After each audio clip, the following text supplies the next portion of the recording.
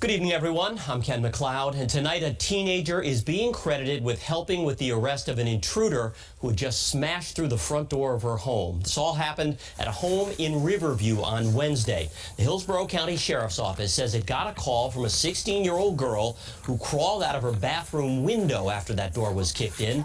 This body camera video from the Sheriff's Office shows the arrest of 28-year-old Cody Lee Mond. He faces several charges, including burglary of an occupied dwelling. The Sheriff's Office says Mond is a 3-time convicted felon and has been arrested 18 times since 2017. The sheriff says the quick-thinking teen who called police is safe.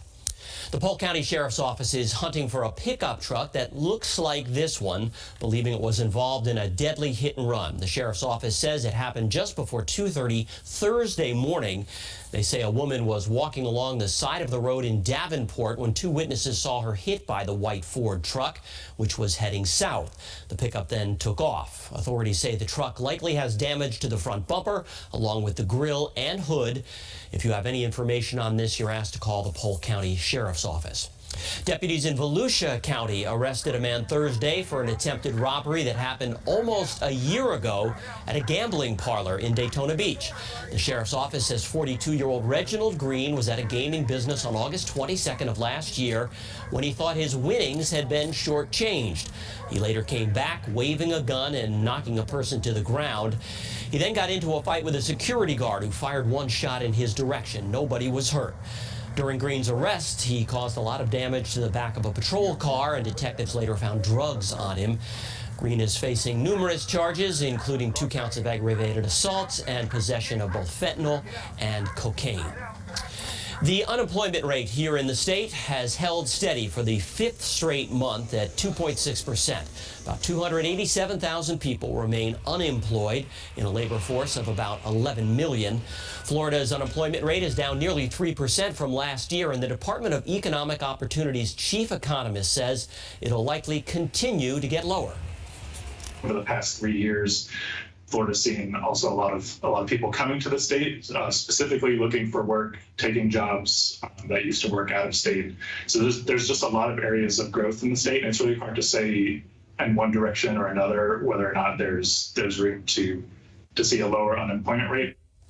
But it's not all good news. The construction industry lost 1,600 jobs in May, its 5th straight month of job losses. The decline is most noticeable in South Florida as rising mortgage rates drive down the demand for new housing.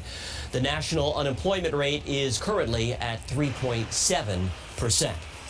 Well, the headlines lately about books here in Florida have mostly been about bans, but later this summer, 2 books will represent Florida at the Library of Congress's National Book Festival. The Florida Humanities Center made the 2 selections, and reporter Paula Evans spoke with April Myers-Koff about the books and why they were picked. Not only are these books great award winners, but they delve into Florida's recent and not so recent history. Yeah. With short summaries, what are each of the 2 books about? So Dreams in a New Century by Dr. Gary Marino, Instant Cities, Shattered Hope, and Florida's Turning Point is a retrospective history of the state of Florida and all of its ups and downs from 2000 to 2010, and it covers things like the Gore versus Bush election and 9/11, as well as our tumultuous 2004 hurricane season. The Bluest Sky, which is our youth selection by Christina Diaz-Gonzalez, is a historical fiction title for younger readers, which tells the story of a young man immigrating from Cuba to Miami in the 1980s. So why are projects like the National Book Festival important to your organization, to authors in Florida, but also across the country? So the National Book Festival is a wonderful opportunity put on by the Library of Congress every year, and we feel particularly called to participate and are honored to participate because it celebrates literature, the power of literacy, and the love of reading, and that's all what we do here at Florida Humanities. We also offer funding for book festivals, public libraries, and literacy programs all across our state. We also think it's important to participate because storytelling is all about sharing stories, and sharing the stories of our state is at the heart of the work we do. And what makes these 2 books good submissions when they are put together? Right. So put together, they both are books, of course, like I mentioned, are historical in nature, and they share impactful moments that shaped the history of our state and how our state fits into a larger national narrative. What do you think is relevant about them, speaking to the contemporary moment in Florida and in the U.S.? So our state is in a big time of change, and much like the themes present in both of our chosen titles, we can aspire to hold on to hope and work towards a stronger future for all in the midst of this change.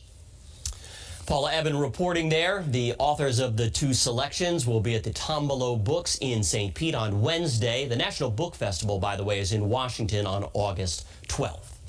All right, let's get a check on the forecast now with meteorologist Sarah Robleski. Unsettled day, of course. We're still going to be tracking the risk of some